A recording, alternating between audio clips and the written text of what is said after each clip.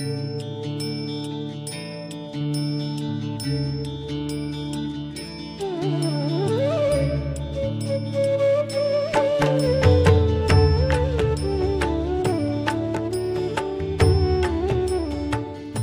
जरेंद्र, श्री आत्म वल्लभ समुद्र इंद्र रत्नाकर सूरी सदगुरु भय नमः। भक्तों, आज हम लाला पंजूशाह धर्मचंद राजकुमार नारोवाल मेरठ वालों के साथ आए हुए हैं और उनसे हमने कहा है कि रत्नाकर सूरी महाराज साहब के जो असीम उपकार या उनकी मेहरबानियाँ जो उनके परिवार पर और उनके भक्तों पर रही है उसके बारे में हमें बताएं।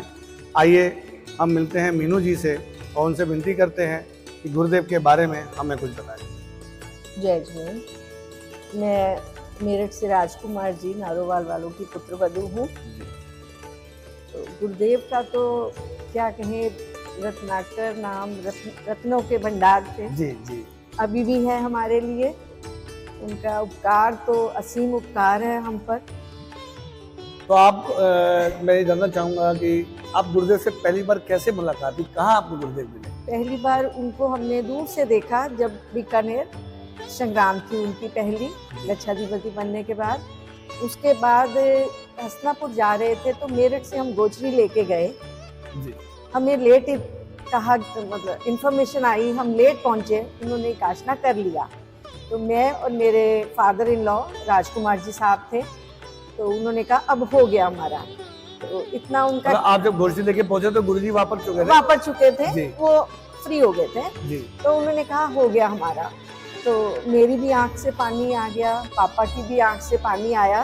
तब गुरुदेव ने कहा, वापस बुलाया, आओ इधर आओ। हमसे गोचरी ली, कहते शाम को जो साधु वापरेंगे वो ले लेंगे और जो उनके जितने कर्मचारी थे उनको दिया और हमें बिठा के बोला आप लोग खाओ, ये प्रसाद है। फिर हमने भी कुछ लिया। फिर उसके बाद गुरुदेव की इतनी असीम कृपा रही, कभी मिलते इतने खुश होके मिलते, इतना ज्ञान देते, ऐसे बैठो, ऐसे साधु को वंदना करो, ऐसे उठो, ऐसे मंदिर में जाओ, प्रतिक्रमण, हर चीज का समय, कुछ भी उनको कहना, कुछ धर्म की छोटी छोटी बातें, उनसे इतना ज्ञान प्राप्त हुआ जो हमें कुछ भी नहीं था आता। तो उन्होंने इतना ज्ञान हमें दिया, इतना कुछ, इतना सिखाया, उस चीज को हम कभी जिंदगी में कभी भी भूल नहीं पाएंगे। जैसे गुरुदेव ने यात्रा संघ निकाले जी, उसमें भी मुझे मालूम चला कि आपके परिवार का साथ रहा उसके अंदर जी। तो किस प्रकार से उसमें गुरुजी से बातचीत होती थी, क्या से कार्यक्रम होता था? जब पहला संघ निकाला समेश शिखर जी के लिए तो गुरुदेव ने मुझे कहा तू भी चल। मेरे बच्चे तब छोटे थे। मैंने कहा गुरुदेव 4 महीने में कैसे जाऊंगी, मैं मुश्किल होगा। तो बोले तू पछताएगी। उन्होंने ये कहा मुझे। अच्छा। मौका बार बार नहीं आएगा। मैंने कहा गुरुदेव इतना, तब इतने जैसे कहते हैं मंदबुद्धि होते हैं लोग, वो हम लोग तो वही हैं उनके सामने। तो मैं नहीं पहचान पाई और मैंने ही गई। फिर रास्ते में जितनी बार भी गए उन्होंने इतना कुछ सिखाया कि वहाँ सब खाना खाते थे। एक बार मैं खड़े होके खाना खाया तो उन्होंने कहा बैठ के खाओ, ये मनुष्य है खड़ा होके खाता। बिल्कुल, बिल्कुल। उन्होंने रास्ते में कितना कुछ, कभी कभी किसी पड़ाव पे जाते थे, बहुत कुछ, बहुत ज्ञान दिया, क्या करना चाहिए, कैसे करना चाहिए। फिर मेरठ प्रवेश हुआ, बहुत बढ़िया मेरठ में प्रवेश हुआ, बहुत बढ़िया उनका सत्कार हुआ सब यात्रियों का। और फिर उन्होंने आगे जाके मेरठ वालों की प्रशंसा भी करी कि मेरा ये जो आपने बताया कि राजकुमार जी जो आपके जी हैं, उनके साथ क्या अनुभव रहा, कुछ उस बारे में आप बता पाएंगे? पापा के साथ बहुत प्यार था। यहाँ हमारे जितने रिलेटिव्स रहते थे वो यही कहते थे, मामा जी आप चलो साथ गुरुदेव के जाना है, आप गुरुदेव से ऐसे कहना, आप हमारा ये काम करवा दो।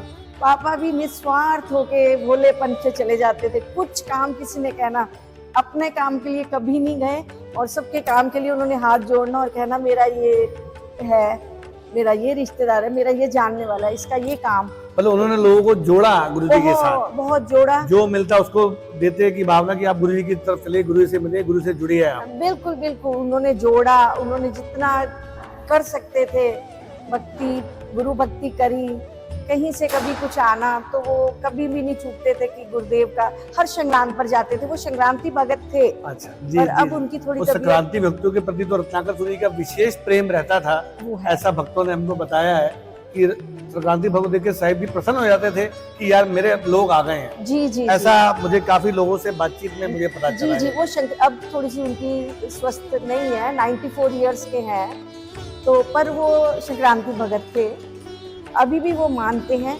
उनका बहुत लगाव है अभी भी। और अब जैसे कि आपका आपने संस्मरण बताया, ऐसी कोई विशेष बात जो आपके परिवार में जो सब बच्चों को आपको याद हो, जो हमसे आप शेयर करना चाहते हैं? बहुत बातें हैं, बहुत बातें हैं, इतनी बातें हैं तो क्या। फिर भी जितना समय है उतना तो हम आज चर्चा करें। एक बार इसी हॉल के नीचे बैठे हुए थे, जी। तो मैं और मेरे हस्बैंड वहाँ गए, तो अपना चरवला को कर रहे थे, तो उन्होंने अपनी डंडी या हमारी तरफ फेंकी और कहते देखो ये कैसी है, मक्खन की तरह है ना, ये आत्माराम महाराज जी की है, वो भी हमने ऐसे छुई हुई है। तो उन्होंने हम ओघे की जो डंडी है, हाँ वो डंडी हम दोनों ने छुई हुई है, मैंने और मेरे हस्बैंड ने। उन्होंने बहुत भाग्यशाली हैं आप। नहीं, उन्होंने बहुत, उनके इतने उपकार हैं, इतने उपकार है। तो आपको उन्होंने दी, आपने उसको छुआ और गुरु ने कहा कि ये आत्माराम जी का ये ओघे की डंडी है। हाँ जी, बहुत भाग्यशाली उन्होंने ये कहा, उन्होंने ये कहा जब लास्ट टाइम जब उनका 50वीं संयम वर्ष मनाया गया, मुंबई में मनाया गया, हमारा तब एक जाना हुआ, मैं, मम्मी, पापा, मेरे हस्बैंड, हम चारों गए। वहाँ भी बहुत चमत्कार देखा, मेरे साथ हुआ। हमने वंदना करी, मैं और मेरी कजन भाभी थे, तो वंदना करी तो मुझे कुछ करंट सा महसूस हुआ। तो मैंने उनसे पूछा कि शायद मोनिका तुझे भी कुछ हुआ? कहती दीदी कुछ नहीं, पर मुझे हुआ। ये अंधविश्वास कहो, अंधभक्ति कहो, नहीं, ये गुरु भक्ति है हमारी, ये हुआ हमारे साथ। बहुत कुछ उन्होंने मुझे बहुत आशीर्वाद दिया। मेरे लड़के की सगाई हुई, मैंने कहा जब भी मैं गई, हम चारों गए, मम्मी, पापा, मैं और मेरे हस्बैंड, तो कहा गुरुदेव आजकल का माहौल बहुत खराब है, कैसे होगा? गुरुदेव ने मुझे आशीर्वाद दिया, 3 बार कहा चिंता मत कर, चिंता मत कर, चिंता मत कर। तो ऐसे वचन सिद्ध बाबा थे, मेरे को बहुत उनके हम उपकार पता नहीं कितने जन्मों तक नहीं भूल पाएंगे। बहुत हम सब वाकई में बहुत शाली हैं, जो परम पूजनीय श्रीमद विजय रत्नाकर सूरी महाराज जी को देखने का, सुनने का, सेवा करने का अवसर हमको मिला, उनके संपर्क में आने का। मेरे बेटे को तो कहते थे इसे मैं साथ ले जाऊंगा। अच्छा, हाँ, इतना भी मतलब बहुत उनके लिए तो क्या कहे, कुछ शब्द ही नहीं। मित्रों, ये आज मीनू जी के मन के उद्गार उन्होंने व्यक्त करे और बहुत सुंदर प्रसंग श्रीमद रत्नाकर सूरी महाराज सर के बारे में बताए। मन सुन के वाकई में बहुत प्रफुल्लित है और मन चाहता है कि इनसे इस तरह की बातें हम और करते रहें, लेकिन समय की मर्यादा है। आज हम इस बात को यहीं विश्राम देते हैं, आगे फिर चर्चा का मौका मिलेगा, अवश्य आपके पास आएंगे। जय जितेंद्र। और एक विनती हम सभी गुरु भक्तों की ओर से है और आयोजक समिति की ओर से मैं करना चाहता हूँ। आगामी 1 तारीख को रत्नाकर सूरी महाराज जी के मंदिर की प्राण प्रतिष्ठा होने जा रही है, तो आप सब लोग वहाँ जरूर पधारें, बिल्कुल, और कार्यक्रम की शोभा बढ़ाएं।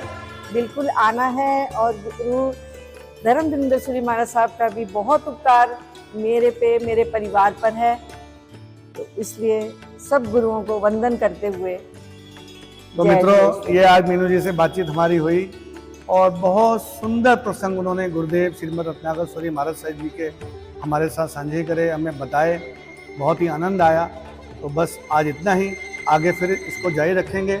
और आप लोगों से एक विशेष बात और कहना चाहता हूँ दोस्तों, मित्रों, ये जो आज हम कार्यक्रम कर रहे हैं, इस कार्यक्रम को आप डीडी सूरी चैनल के माध्यम से, संदेश चैनल के माध्यम से और ओस्त्रा तीरथ के चैनल के माध्यम से देख सकते हैं, सुन सकते हैं।